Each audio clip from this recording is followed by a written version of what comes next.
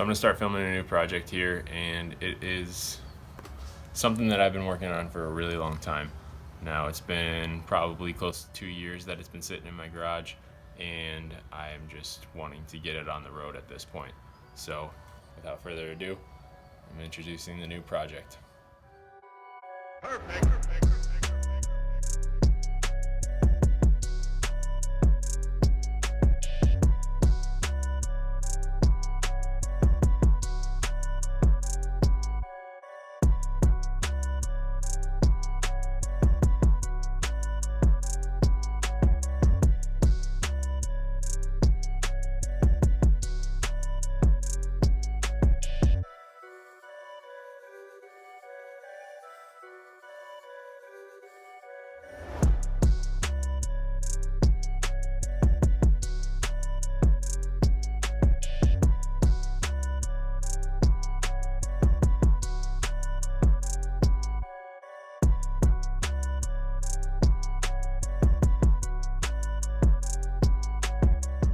Alright, so here is my 5.4 swapped Mustang that I've been working on for a way too long of a time now at this point.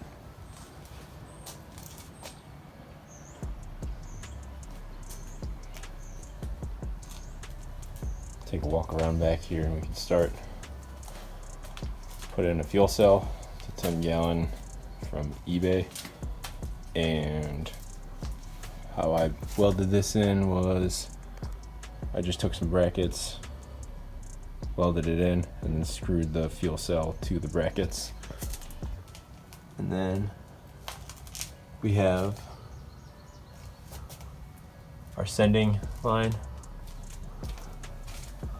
The return line is in the back there, and we have the vent also. Now the sending line runs through a fuel filter and then heads down underneath. Try and get a video of this. So you've got your fuel pump, which is an AEM, and then in front of that is another fuel filter, and then from there it just runs all the way to the front.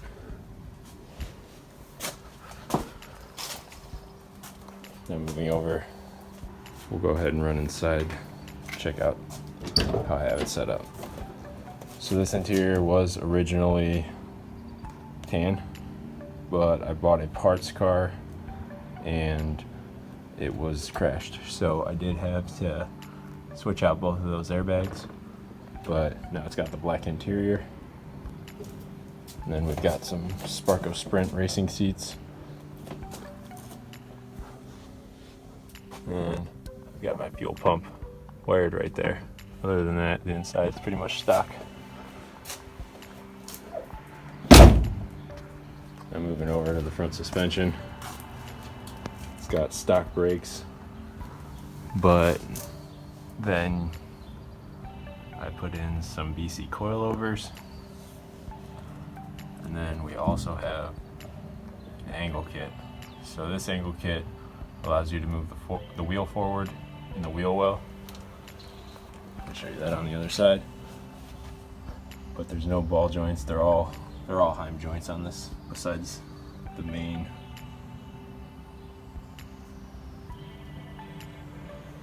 So what I mean by being able to move the wheel forward in the wheel well is this. So now, by adjusting those lower control arms, I was able to adjust the wheel forward an inch in the wheel well. And by doing that, I was able to delete the sway bar underneath, which gives you a little more stability. So here, we've got the 5.4 itself. This is a 4-valve 5.4 liter out of a Lincoln Navigator. For now, I'm gonna run with this intake just because I want to get it running, but eventually I kind of want to switch to a different type of intake.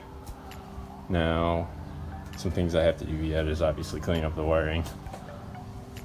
It's pretty easy to do, but in order to get this to work with the stock GT harness, It was pretty much just a plug and play.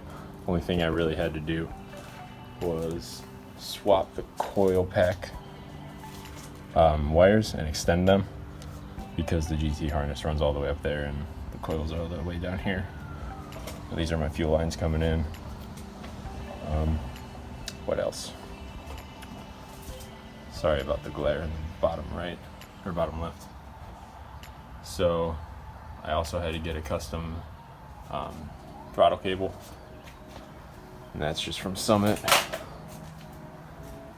Some things I have to do in here still are bleed the coolant and make a bracket to mount the power steering reservoir.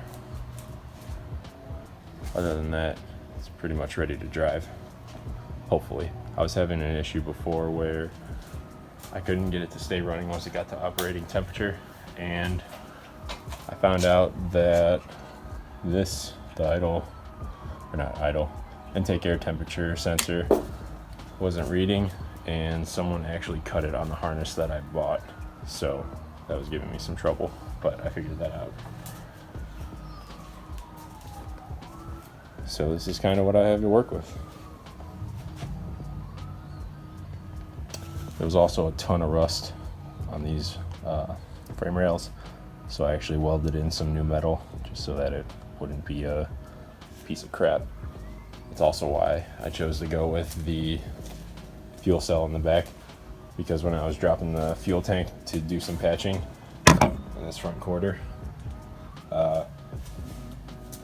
the straps were completely rusted, and I just had to cut them off, and it was too much of effort to put it back up in there. So I decided why not be cool and get myself a fuel cell, figure out how to run my own lines and how the different systems work together. So it's been pretty cool so far. So now pretty much my goal is to get this thing running and on the road. So I've got a quick update on what I thought was the issue. I started filming the next one, and it does not seem to be the intake temperature sensor. So if you've got any ideas on what could be causing a 5.4 to be shutting off, just once it gets up to temperature, leave your comment down below. Let me know what you think it is.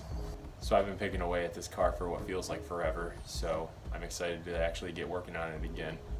Now that it's getting nice, I'm super motivated to get it on the road this year and hopefully actually be able to drive it to some events. But we'll see where it goes. If you like what you've seen, feel free to comment, subscribe, like. It would be a big help in keeping these videos going forward. We'll catch you in the next one.